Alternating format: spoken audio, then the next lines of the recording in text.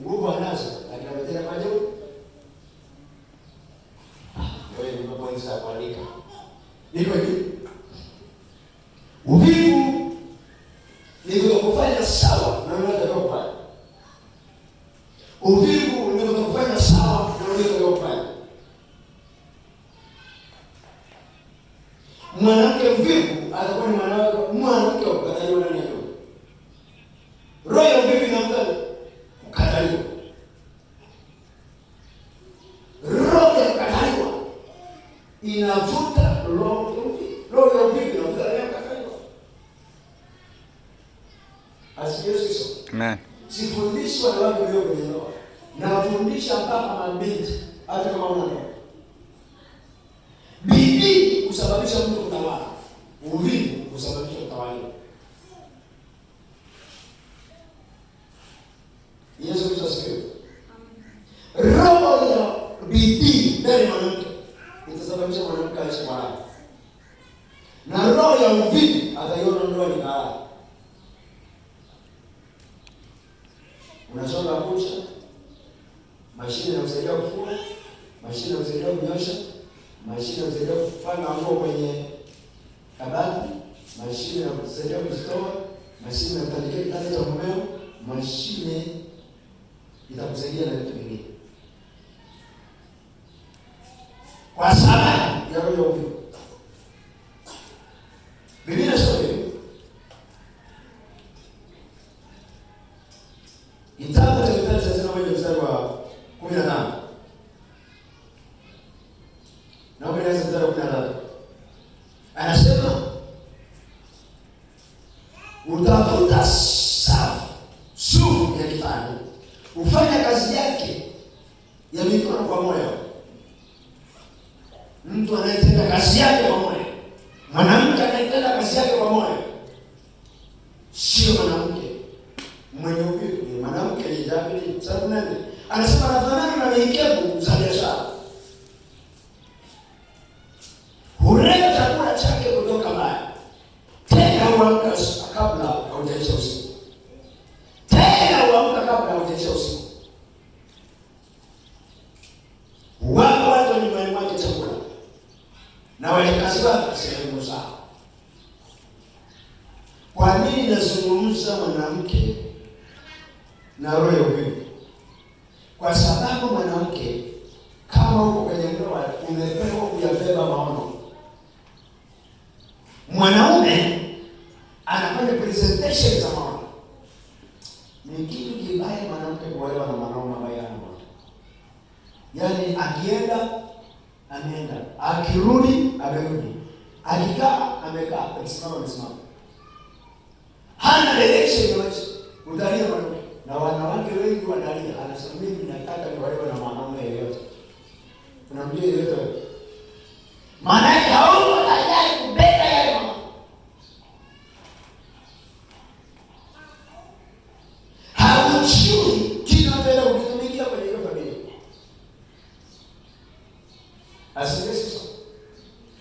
Uvivu ndani ya mwanamke ni roho inayomzuia asiweze kupenya na kwenda kwenye sehemu ya mafanikio yake. Uvivu ndani ya mwanamke ni roho inayomzuia asiweze kupenya na kwenda kwenye sehemu ya mafanikio yake. Uvivu ndani ya mwanamke ni roho inayoingiza malalamiko ndani ya mwanamke. Uvivu ndani ya mwanamke huzalisha roho ya malalamiko na manunguniko. Ningekuwa nimesoma, ungelikoma. Ningekuwa ni mrembo kuliko ile nyumba ndogo, ungelikoma. Yaani ningekuwa sijazalishwa, ningekuwa niko juu. Baada ya kulalamika, simama tena kazi mwanamke au binti katika jina la Yesu. Hii njia ya leo sio dhambi. Inawezekana hauna mume. Badala ya kulalamika au wanaume walio kutenda vibaya, simama kwenye nafasi yako kama mwanamke. Jioni ya leo inawezekana ukainuka, ukafanikiwa na ukawa mtu mkuu tena katika jina la Yesu. Amen. Haya mambo ya kutaka 50-50 50 kwa 50 ni roho ya uvivu ndani ya wanawake. kinyonge nikiwezeshwa naweza, ni roho ya uvivu ile ilizo ndani ya wanadamu. Ukiona mwanamke yeyote anayetaka 50 kwa 50, ukiona mwanamke yeyote anayetaka kila kitu aletewe pale, ukiona mwanamke anaye ndani ya roho yake anasema mimi bila wewe, ukiona mwanamke anayelalamika ya kwamba ningekuwa na mume, au ukiona mwanamke ndani yake anasema mimi siwezi tu, unajua nikiwezeshwa ningewezeshwa mtaji, ni roho kamili ya uvivu ndani mwanamke. Hivyo unajua mwanamke una fursa ya kazi nyingi kuliko mwanaume. Yaani ukitafuta statistics za kazi, tena kazi rahisi ambazo zinaweza kufanyika zikaleta hela, ni nyingi kuliko za wanaume. Kwa sababu wewe huwezi kuzazama kwa sababu unatazama zile kazi kwa mfano kubeba zembe, kuendesha mkokoteni kwa sababu unatazama. Kuna kazi ndogo ndogo ambazo zinaweza kuingiza hela tofauti na hizo kazi ngumu. Lakini awe mwanamke ambaye amekataa roho ya uvivu katika jina la Yesu. Mtu mmoja anaelewa. Anasema ufanye kazi yake kwa mikono yake. Tena si tena kwa mikono yake, kwa moyo. Moyo ulioamua kuleta mabadiliko ndani ya familia ni moyo wa mwanamke aliyeamua kujifunga kibogo na kaleta mabadiliko. Sema mimi kama nielewa. Mimi niwahi kusimulia ushuhuda mmoja kule nyumbani.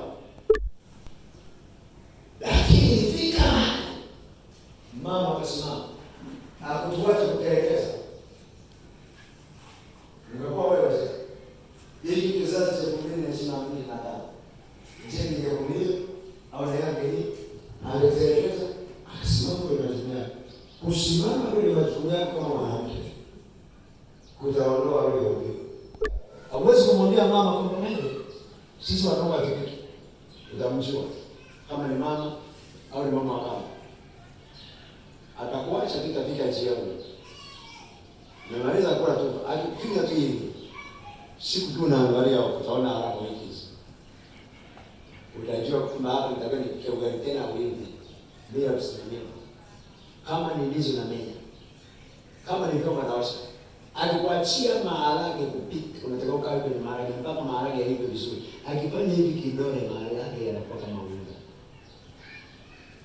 Asibiri sikiso. Ila mtu wa kiume sasa hivi anasema si mwanao shigesi si maisha yako. Unatengeneza bomu litakung'ata sikio siku moja leo. Mwana mpumbavu ni mzigo kwa nani? Wanawake mbona muongee? Nasema mwana mpumbavu ni mzigo kwa nani? Bali ni mzigo kwa baba yake. Yeye ndipo atakayesema kibaya. Mwana mpumbavu ni mzigo kwa mama. Hapa mimi mwanangu niona mchungaji hapa nikituma hela kule nyumbani. Nitatuma hela. Nikiwa na vishirini, mzee anamtumia 10. Mama anamtumia 13. Najua ni majukumu mazito tu. Mzee anaweza kila kaya akapiga zake pombe na nini akimaliza pombe nyumbani apeleke chuo. Ila mama hawezi kukubali bali temptation ya malezi kwa watoto. It is mad.